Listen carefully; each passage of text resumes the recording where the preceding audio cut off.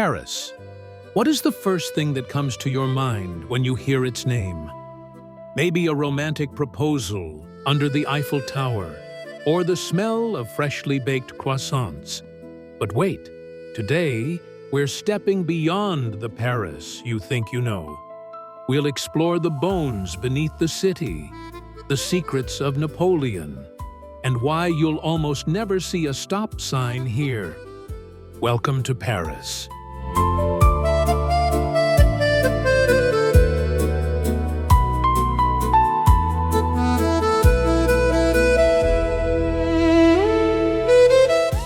Meet the man who shaped modern Paris.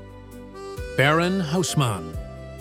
Until the mid-19th century, Paris was filled with narrow, dirty, medieval streets. Emperor Napoleon III decided to tear it all down and rebuild the city from scratch.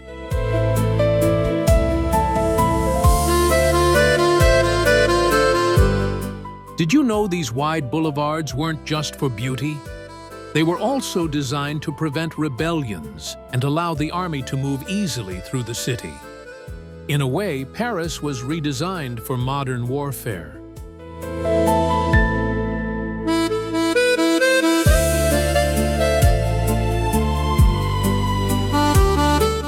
Here's an interesting fact.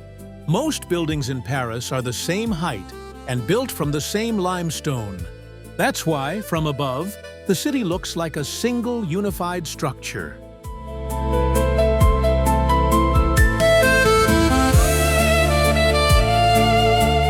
Let's talk about the city's symbol. When the Eiffel Tower was built in 1889, many Parisians hated it. Writer Guy de Maupassant used to eat in the tower's restaurant every day. When asked why, he said, "Because it's the only place in Paris where I don't have to see it."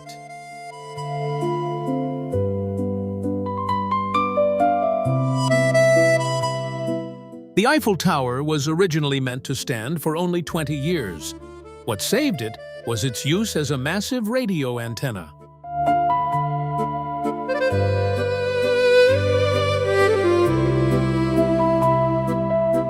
Here's a secret. At the very top of the tower, Gustave Eiffel had a private apartment. It still exists today, complete with wax figures of Eiffel and Thomas Edison.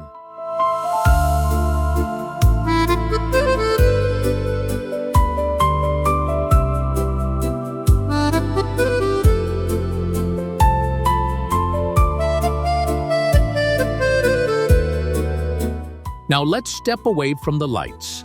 Just 20 meters below your feet lies a massive necropolis, the resting place of over 6 million people. In the 18th century, overcrowded cemeteries caused disease outbreaks. The solution? Move the bones into underground quarries. That's how the Paris catacombs were created.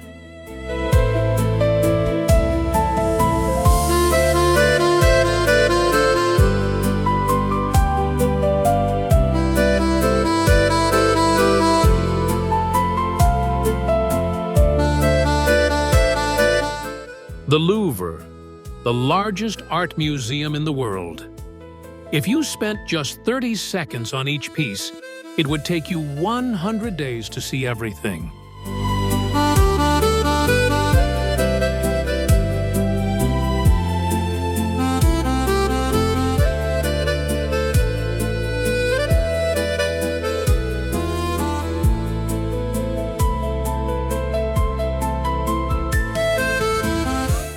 So why is the Mona Lisa so famous? Before 1911, it wasn't that special. But after it was stolen, it became global news. People even lined up just to look at the empty space where it once hung. When it was recovered, it had already become an icon.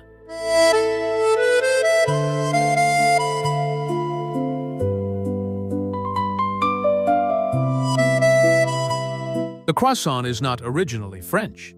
It actually comes from an Austrian pastry called Kipferl. Its arrival in Paris is linked to Marie Antoinette. However, French bakers refined it so much that it is now seen as a symbol of French cuisine.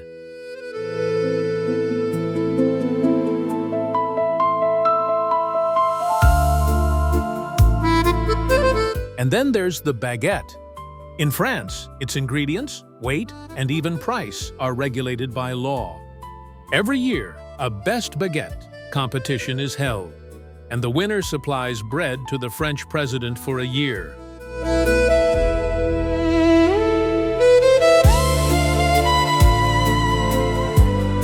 Paris means something different to everyone. For some, it's fashion. For others, history. For many, just a dream. But one thing is certain, this city will never leave you indifferent.